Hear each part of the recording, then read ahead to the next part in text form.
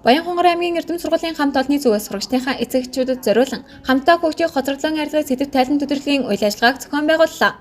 Тодорхойлт болон өгөөдөрлөгөөр хүрэлцэн ирсэн эцэг эхчүүдэд сургуулийн үндсэн үйл ажиллагаа, хүүхэд хүмүүжлийн эерэг арга хэмжээ, сурагчтай ажиллаж байгаа багш ажилчдын харилцаа хандлага, ёс зүй болон хичээлийн хоцрогдлыг арилгах зохис төлөвлөгөө зэргийг нийтгэн тайлагналаа.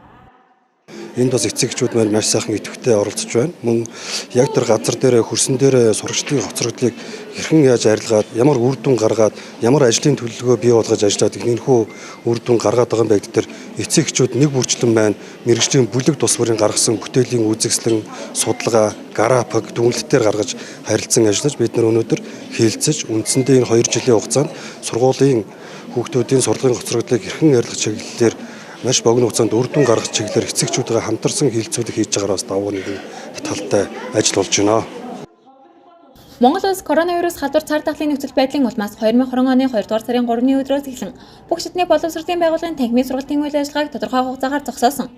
Үүний улмаас урьдчилан төлөвлөгдөөгүй захимд хийлэх хичээлээс гадна удаан хугацаанд үргэлжилсэн хөл хоройн сургалтын хоцрогдлыг бий болгоод байгаа юм. Тиймээс боловсрол шинжилгээ ухааны сайдын А102-р тушаалын дагуу 2021 оноос 2023 он хүртэл хэрэгжих ерөнхий боловсролын сургуулийн сурагчдын сурлагын хоцрогдлыг нөхөх арилгах зохис төлөвлөгөө гаргасан. Үүнтэй уялдуулан Эрдэм сургуулийн нийт багш нар мэргэжлийн бүлэг төс бүрээрээ хамтран сурагчдын хичээлийн хоцрогдлыг арилгах санаачлалуудыг гаргаж харилцан санал болоо солилцсон сайн туршлагаа түгээн дэлгэрүүлж байна. За өнөөдрийн өдрөлгийг бас сургуулийн хэмжээнд чиглэлээрээ судлагдсан бүрээр бид нар бас зохион байгуулж оролцож байна. За энд оролцохдоо бас манай нэг түүх нийгмийн ухааны нэгдэл бол сайдын 190-р тушаалыг харгалзан үзэж гоцрогдлыг арилгах, нөхөө олгох тийм төлөвлөгөө гаргаж төлөвлөгөөндөө нийт 9 ажил тусгасан. За энэ ажлынхаа хүрээнд бид нэр төлөвлөгөөнийхөө дагуу ажлуудыг хийж байна. За мэдээж нэгдүгээрт бид нар захин сан бүрдүүлэлтийг бол тодорхой хэмжээгээр хийсэн. Хоёрт нь судлагдхуунаараа 7-оос 12 дугаар ангид бол мэдлэг чадварын жагсаалтыг бид нэр гаргалаа. За мөн түүх нийгмийн ухааны гоцрогдлын агуулгуудыг бас бид нэр гаргалаа. За бид нар цаашдаа юун дээр анхаарах вэ гэдэг дээр бид нар бас нэлээдгүй олон саналыг бас дэвшүүлсэн. За үүнд бол хамгийн нэгдүгээрт бол орхигдсон агуулгыг зуны даалгавар маягаар сурагчдад биедаан судлуулах ийм ажил бол хамгийн түрүүнд нэн төрөний ажил байна гэж бол бидний хувьд бол үзэж байгаа. За ер нь бол 2021-с 2022 оны хичээлийн жилд математик мэдээлэл технологийн секц маань хоцрогдол нөхөн арилгах хөтөлбөр дээр маш сайн ажилласан тийм ээ. За тэгээд хөтөлбөргээ цаанаас гарсан тэрнийхээ дагуу тэгээд математикийн хичээл ер нь ямар ч хичээлтэй хоцрогдол яаж арилгах ёстой гэхээр багш 40 минутын самбар дээр ингээд бодлого бодоод зогсоод хахаас илүү хүүхдэр бүтээлчээр хийх нь маш чухал. За энэ дээрээ сурлаад бид өхөн хоцрогдол нөхөн хоцрогдол арилгах гэсэн дэвтэр багш нар маань хийж сурагчдаар цахимд 7 хоног болон амралтаар хүүхдүүдээр яг бие даалт хэлбэрээр хийлэгдэг. За тэгээд хамгийн гол нь хүүхдүүдийнхаа гэрийн даалгавар хийх тал дээр маш их анхаарч ажилладаг. Гэрийн даалгавраа маш сайн хийсэн хүүхдэл бүтээлчээр хөгжих боломжтой. За бас нэг анхаарч байгаа зүйл гэх юм бол манай хамт секц хамт олонмоор шалгалтанд анализ хийх, шалгалт авах жишээлбэл миний хувьд гэхэд ингээд яг өдөр болгон шалгалт авдаг. Өдөр болгон шалгалт авдаг хэрэг хүмүүс гайхаад байдаг. Яаж тэрийг шалгалтын материалыг боловсруулж яаж авдаг вэ?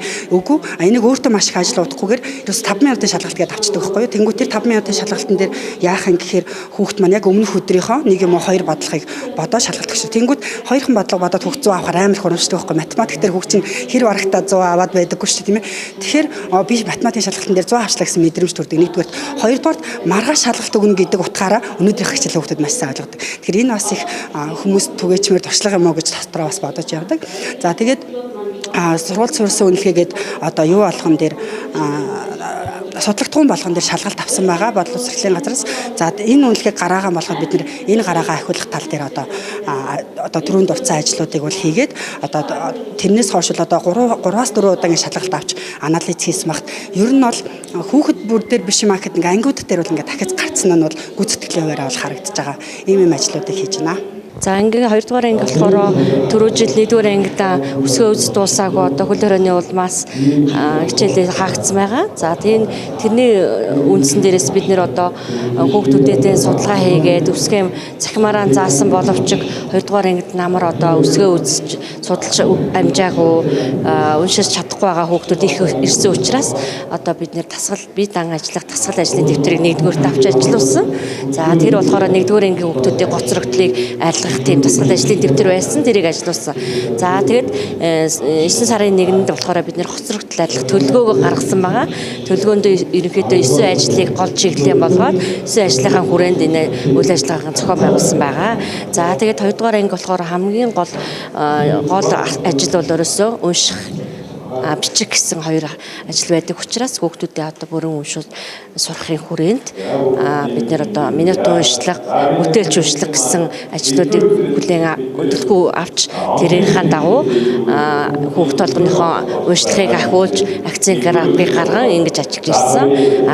Бичгтэр бол чэйж бичиг, сайхан бичиг, хичээнгү үчих гэсэн чиглэлээр өдөр болгон одоо ажлуудыг зохион байгуулад одоо хүүхдийн ахиц хүүхдээрээ графикийн дагуу гарцсан ингэ байж байгаа.